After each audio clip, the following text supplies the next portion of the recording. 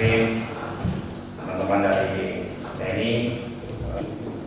Kita akan membahas beberapa agenda kegiatan yang telah kita sempat kita kemarin sore waktu rapat yang dipimpin oleh Pak Bupati dan semua pekerja hadir pada kemarin.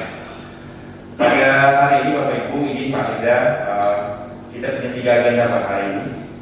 Yang pertama itu kita dan membentukkan ada target yang mungkin restrukturisasi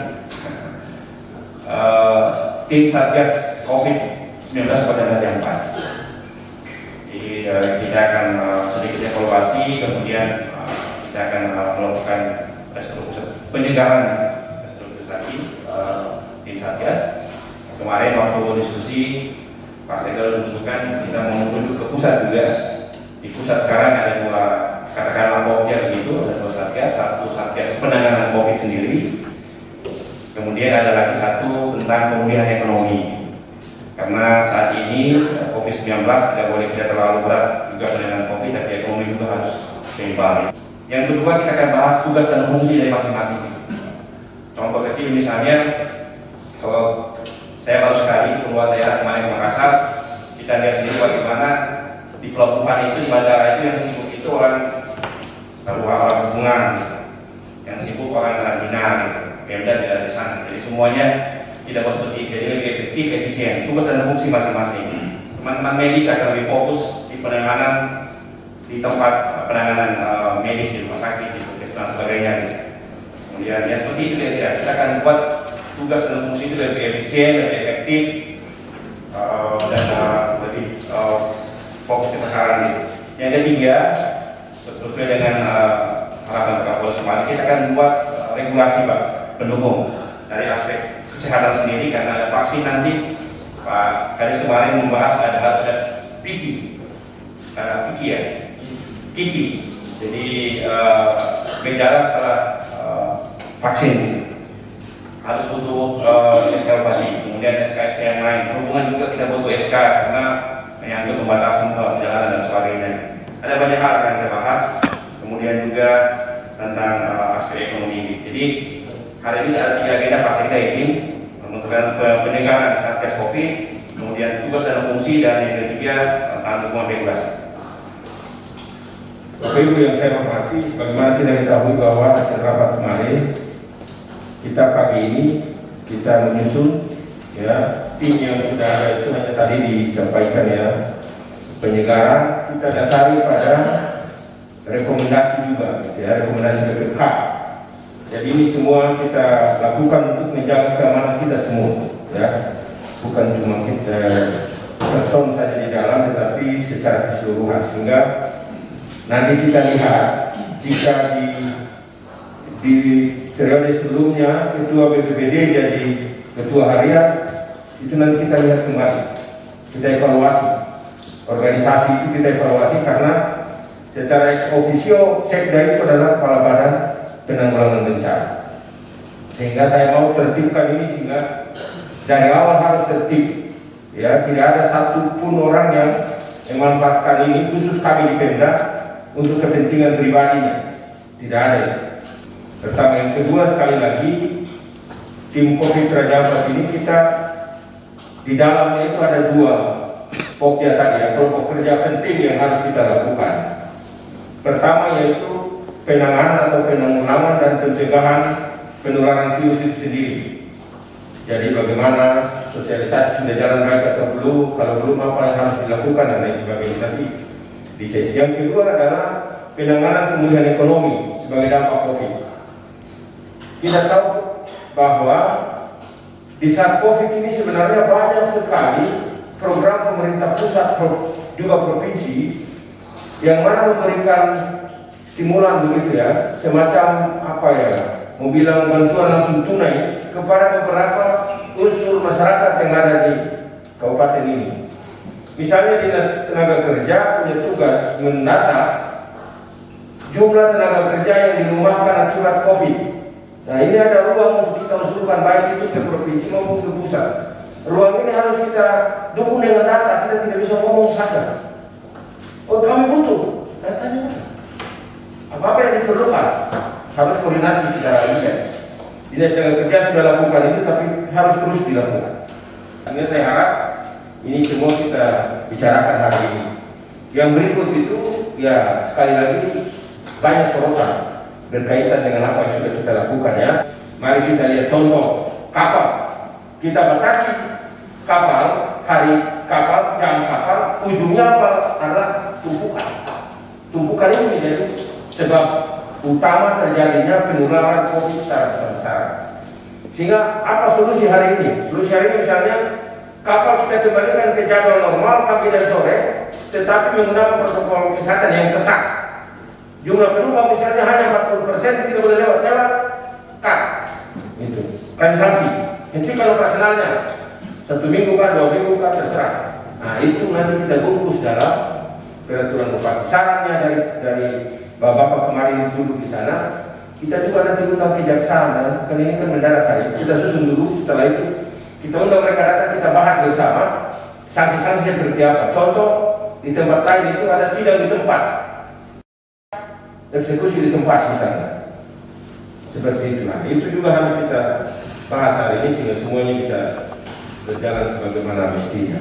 Jadi sekali lagi kita nanti lihat ya, dan kita fungsikan kembali sebagaimana yang kemarin saya sampaikan dan tadi disentil oleh Pak Yusri, bahwa tadi siapa sih yang nanti ada di pelabuhan?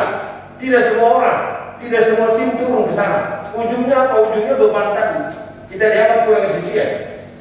Tetapi mari di jam kerja semua orang bekerja di fungsinya masing-masing. Ya, misalnya puskesmas, tenaga dokter dan tenaga kesehatan terlibat di dalamnya. Kenapa? Karena dia fungsinya dia ada di situ. Di saat kapal masuk dan di jam kerja, misalnya ada rapid yang harus dilakukan sesuai pergub, yang tidak rapid kita rapid di tempat, rapid antigen misalnya ditetapkan berapa ratus ribu. Kesehatan geser ke tim yang dari puskesmas, geser ke pelabuhan, ada ruang yang siapkan oleh kepala dinas, lakukan di sana. Bisa sudah lewat jam kerja itu jamnya. Kita tetapkan dalam peraturan bupati, lembur seperti ini, resiko seperti ini, per jam kena berapa, sehingga kita lebih sensitif. Begitu BPK terperiksa, oh benar, ini ada seperti ini ada seperti ini, kita tidak disalahkan semua. Mungkin Pak Sekda dan Pak Dadi, mungkin saya menjelaskan saja, saya masuk ke materi. Jadi untuk di bawah penanganan ini mungkin kita sudah berjalan dari tahun kemarin, namun tidak terupdate dan tidak terkoordinir dengan baik. Akhirnya pada tahun 2021 ini kita bisa lebih maksimalkan untuk penanganan maupun pemulihan ekonomi. Untuk khususnya kami di Polri, kami sudah laksanakan untuk pemulihan ekonomi. Mungkin saya bisa sharing juga. Di sini kami membentukkan Satgas Pangan dan itu sudah berjalan dari tahun 2020. Tugas pokok daripada Satgas Pangan adalah mengecek setiap bantuan yang ada dari rekan-rekan sekalian, biasa bantuan dari dinas sosial, dari Disperindak semua, kemudian mengecek harga bahan pokok yang ada di pasar. Ini saya pikir penting untuk kita rapatkan bersama. Mungkin dari saya bisa sampaikan terkait dengan Satgas Pangan tersebut sebagai informasi pada rekan-rekan untuk kita laksanakan bersama. Kemudian terkait dengan Satgas penanganan, di sini saya bagi menjadi dua. Dari saya ada Satgas pencegahan maupun Satgas penindakan. Ya, tugas daripada Satgas ini berbeda. Tugas daripada Satgas pencegahan di sini melibatkan personil TNI Polri yang melaksanakan pengamanan di pelabuhan maupun di tempat-tempat lain, kemudian rekan-rekan dari instansi terkait. Kebetulan saya Kapolsek Pelabuhan Sorong selama 2 tahun, jadi saya tahu instansi apa saja yang harus bekerja atau bertugas di pelabuhan. Yang pertama dari Salbantar sudah pasti yang mempunyai wewenang di pelabuhan. Kemudian kita di sini belum ada pelindo, jadi mungkin dari teman-teman lain seperti karantina kesehatan, karantina hewan, maupun teman-teman daripada SAR juga memang harus standby di pelabuhan, karena tugas di pelabuhan sangat penting dan sangat objek sekali, karena harus kita ketahui bersama adalah pelabuhan adalah objek vital nasional. Berarti di situ tidak ada kegiatan lain, tidak ada demonstrasi dan tidak ada kegiatan lain. Itu sudah pasti. Kemudian daripada pencegahan ini melaksanakan apa? Yang melaksanakan pengecekan terhadap setiap penumpang yang keluar maupun datang masuk wilayah Raja Ampat khususnya Waisai. Lebih luasnya lagi kita bisa perluas ke wilayah Kabare dan Isok sebagainya. Karena selama ini yang optimal saya lihat di Waisai melaksanakan pengecekan terhadap apa dan pengecekan terhadap persyaratan administrasi yang harus dibawa.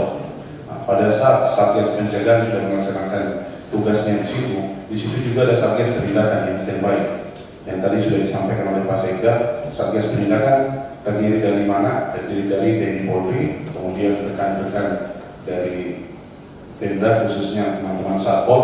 Ini saya berharap sekali karena saya akan mengujung tombakkan Satpol di sini untuk melaksanakan penyidikan pegawai negeri sipil terhadap pelanggaran atau tindak pidana ringan Satgas COVID. Lebih khususnya lagi tindak pidana terkait dengan tidak membawa surat entah itu surat rapid ataupun surat antigen dan lain sebagainya. Untuk itu pada saat kita melakukan penindakan berarti kita butuh pedoman atau regulasi untuk melakukan penindakan tersebut.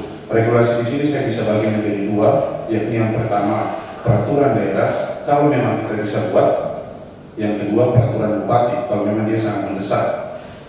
Perbedaan antara Perda dengan Pergub adalah Pergub dilaksanakan mungkin dengan waktu yang sesingkat-singkatnya, namun Perda kita bisa berkepanjangan, bisa bertahun-tahun. Namun kita harus melihat juga pandemi ini kita juga tidak mendoakan untuk dia berkepanjangan, kita mendoakan agar cepat selesai.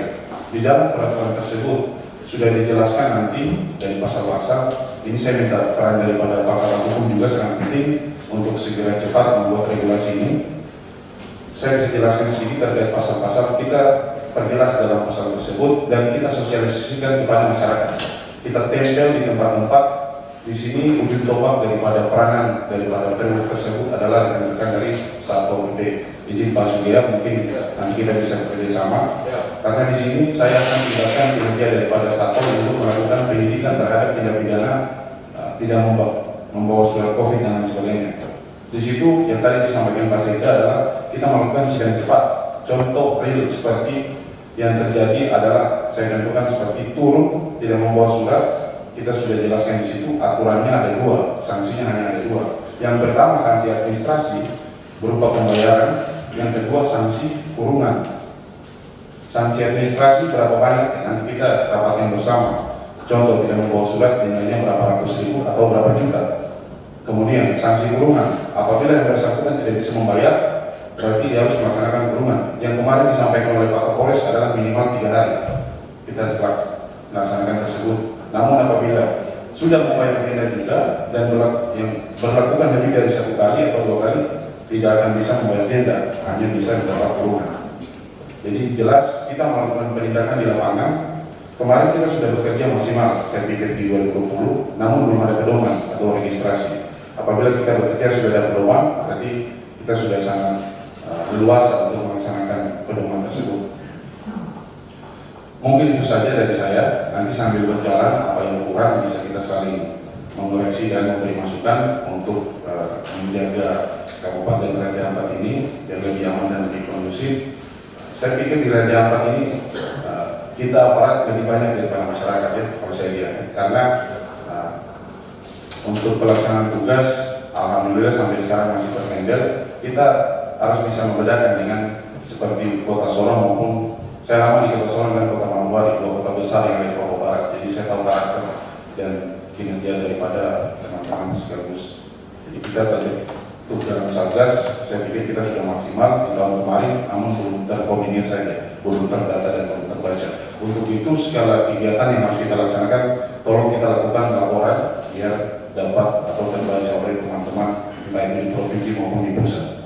Untuk harian kita di pelaksanaan harian di Raja Ampat langsung dibawa pimpinan langsung oleh Bapak Sekda begitu, karena Bapak akan membawahi 2 aspek penting, Pak. Ada COVID dan juga ada ekonomi gitu. Nanti di terhadap COVID ada siapa saja di situ, kemudian di ekonomi siapa saja di situ, Pak. Mungkin yang akan kita bahas ini yang besar-besarnya ada, Pak. Nanti yang kecilnya itu akan kita susun secara cepat supaya lebih efisien waktunya. Saya punya asisten ini kondisi sakit-sakit juga. Semoga saya tidak sakit-sakit.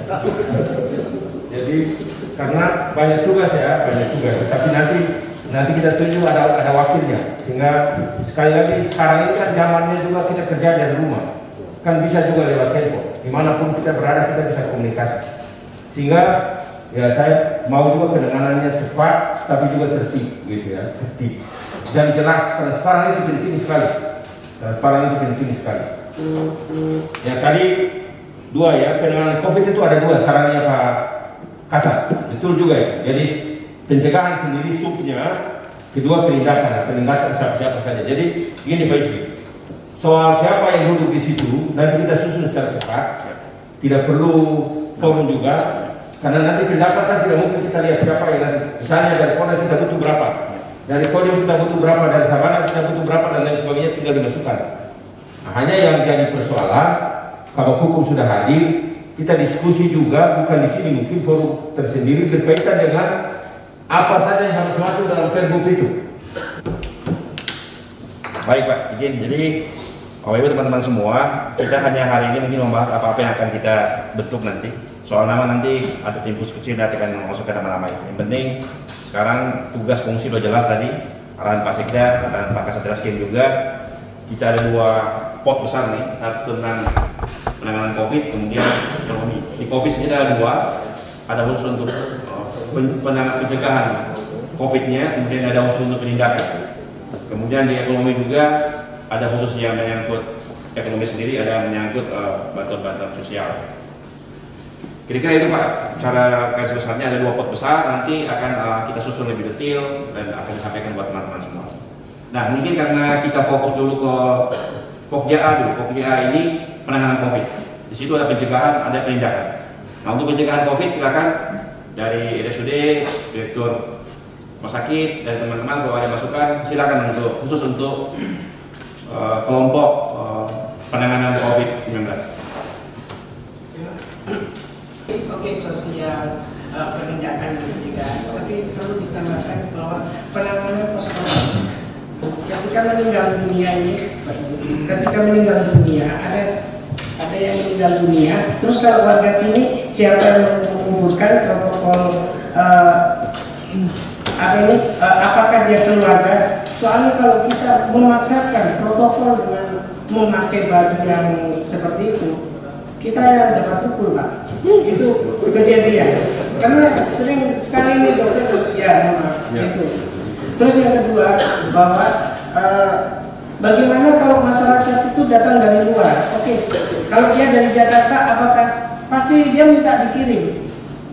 Itu. Nah, kalau minta dikirim prosedurnya di sana, apakah kita izinkan? Ya. Terus bagaimana juga kalau ini daerah wisata? Terus kalau ada turis yang meninggal dunia, apa kita perlu pergub seperti Bapak Reskrim tadi yang disampaikan atau peraturan daerah atau dia dikubur di sini atau di bagaimana gitu Bapak? Soalnya kami ini kalau meninggal kan mungkin kalau di rumah sakit, nah ini menjelaskan ke keluarga ini sampai habis keringat menyucur juga tetap. Jadi saya mohon itu juga nanti ditambahkan. Kalau yang lain-lain bisa setuju aja. Saya masalah teknis. Terima kasih. Baik, terima kasih Pak Dokter, Pak Kadis. Jadi mungkin perlu kita pikirkan juga dimasukkan dalam pergub nantinya.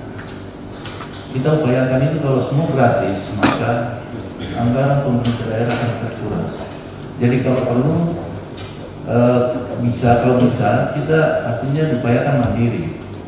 Artinya ketika misalnya mendapatkan surat keterangan rapid antigen, kita harus layak sendiri. Karena kalau kita melayani untuk semua, maka